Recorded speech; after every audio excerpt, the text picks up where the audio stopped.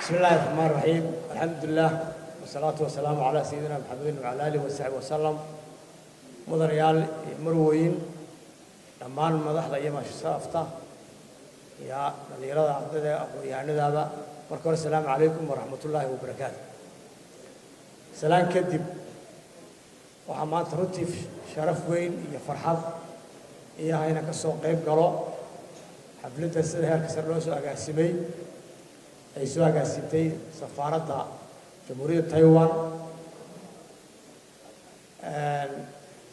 oo ah laba xafladood is saaran sanad guuradii ka soo wareegtay maalintii xafiiskan la furay runtii iyo 20 arday oo horeeyay ee ay nasiyeen oo loo diray jaamacadaha dalka Taiwan aad iyo aad baan soo dhaweynaa runtii waxaan ugu mahadnaqaynaa Taiwan muddada sanadka runtii sidaynu ka daawanaynay fiidiyoga ka arkaynay waxay ka qiimo badan yihiin safaarad badan oo muddo dheer inala joogay sanadka intay ay qabteen ama ay maartay sameeyeen xiriirka wanaagsan ee Somaliland iyo Jamhuuriyadda Taiwan ay sameeyeen wax aad iyo aad u qiimo badan oo lagu farxo laguna faano weeyaan aad iyo aad baan ugu hambalyeeyaa waxaan kaloo ku hambalyeeyaa xafladda maanta joogno oo 20 arday oo aqoon-yahana oo digriigii labaad faculties kala duwan ay maanta siiyeen halkan ay ku cadeyn doonaan inta qof ay aqoon heshay iyadoo loo maray nidaam transparent oo waadaxa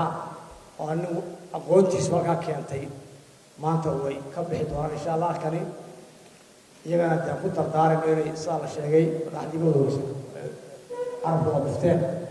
inay yihiin safiiro Soomaaliland matali doona oo dhaqanka iyo akhlaaqada iyo aqoonta lagu arko ay ku matali doonaan ama lagu majeeran doono ay dadka reer Taiwan u arki doonaan dalka ay ka yimaadeen iyo qiyamkiisa iyo maartay wanaagiisa taariikhda kullu wax dardaaran inay taa ilaaliyaan takale Taiwan saad la sheegay wax badan baynu wadaagnaa dimuqraadiyad ma wadaagnaa dowladaanka xuquuqda aadamaha aynu wadaagnaa nabadkooda noloshaha bulshooyinka kale Somaliland iyo Taiwan ayaynu wadaagnaa dhaqanno fara badan oo wanaagsan ayaynu wadaagnaa waxayna isku kaashanaynaa inaan qarankan ay nala dhisaan oo maalgelin badan ku sameeyaan oo horumarkii qarankani oo nooc walba leh ay naga shaqeeyaan runtii inagoo sida kalena laba qadiyadoo isku mid aynu nahay laba dal oo ictiraafsanaynahay rajay ilaahayna ka rajaynaa insha Allah in labadeena qaran bay noqon doonaan laba qaran oo calaamadooda ka taagi doonaan jimcida qurma insha Allah sanad soo socda yaa rajay sidaa darteed hadalka intiisii badada waa la yidhi waxaynu diyaargaroobaynaa in ardaydii la guddoonsiiyo shahaadooyinkii waxaan la guddoonsiiyo scholarship la guddoonsiiyo halka horteena keenaan ardaydii maanta ay heshay nasiibka u yeelatay